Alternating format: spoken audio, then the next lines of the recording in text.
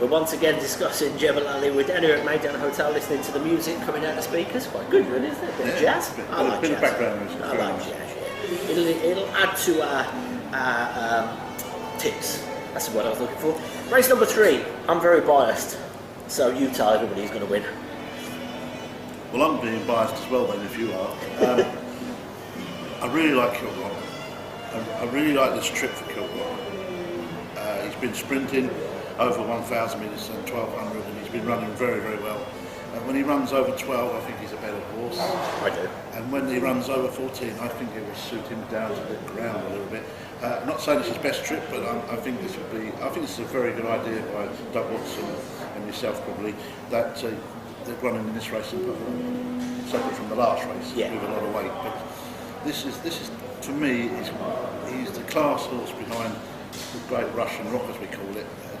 Them two really are class horses at Jebel Ali, and Kilrock at Jebel Ali, you fancy him every time to run well, and I still will not depart from that horse. Well, the reasoning for going to 7 is threefold. One, first race of the season, we weren't particularly keen to carry 60 in the sprint. If it had been the second race of the season, I would genuinely say, we're not scared of taking anybody on with Kilrock. I would not have been worried about any other horse in that race. The next reason is, when I brought the horse, many moons ago now I think, or 3 years ago, I remember making the comment, I love the form of this horse, I love the breeding of this horse. God, when we stretch him, he could be really, he's bred for 10, Giant Causeway out of Alicia. The point of when he runs at 6 furlongs, he's staying on. He's not stopping, He's staying on, yeah. His first ever win for us, which was in the UK, was over 7. And he was running on at the end. He was back before we started leading with him. I have absolutely no doubt about 7. The other thing, which is what I've said to a few of the owners about it, is we know we can sprint over 6. We've got no worries about dropping back to 5 with it. The thing is, the 7 furlong trip at Jebel Ali, there's a lot of 7 furlong condition races during the year. There's a couple of horses that used to boss that. Young Tanza being one of them, who's now gone. So there might not be a standout 7 furlong horse there. No, you've got to have a danger here in this race, surely. Now, I would suggest that 4 Jack Drew Purcell Ratnam's horse would be the danger. Again, you talk about these horses might need.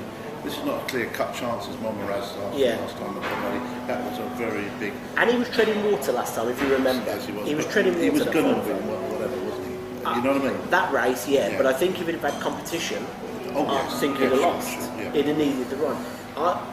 4 Jet is the one I looked at and thought, but we're getting 1.5 kilos from a horse we should be giving 1.5 kilos to.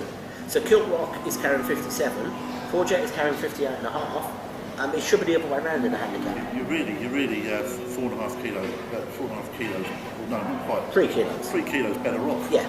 Which is a lot of weight. Yeah. I mean, you go through the rest of the field, Otterad used to be a great horse, he's now 8. But again, we're carrying level weights with a horse we should be giving 3.5 kilos to. You go down to Straight Talk. Straight Talk is not the first pick of the stable, but again, he's carrying 102, his form's okay there, but he was behind Forget. It was behind Tanza. See, for me, this goes 109, getting weight from horses. Boing. Yeah. I mean, you question mark his first race of the season. We obviously, the 3 of us discussed it, Doug, myself, Pat Dobbs. Dobbs, he said, well, maybe we should go 6 first time, because if he doesn't quite get home, you'll wonder whether it's because he didn't see the trip out or whether it's because he was not quite race ready.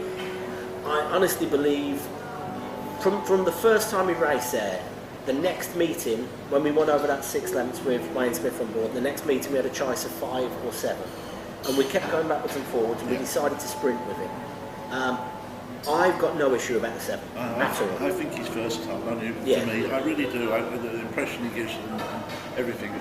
That's why I'm not worried about the distance at all. I think if he can jump out, he can have a bit of fun. He can, if you look down his page, you've got Russian Rock, Kilrock, Russian Rock. That's the results. The horse, I've got no doubt he can jump out, comfortably travel. He's got a nice bit of pace. Hopefully something here might try and go with him. I'd be amazed if they did, but if they did, shake him along, hits that hill, kicks off. If you're 3-4 lengths clear going up that hill, it's 3 or 4 lengths, it's not easy to pull back, even if you're going an extra furlong. So for me, Kilt Rock. Same here, I agree. I think he's the class horse in the race. Yeah. So 2 people going for Kilt Rock again. Obviously, if Kilt Rock does win, nice statistic there. It'll be our 40th winner as a syndicate. Which, as I know, a lot of people since I started the syndicate have been buying their own horses and have never had a winner. 40 is pretty good going. Very good, yes. There you go. Kilt Rock, Kilt Rock.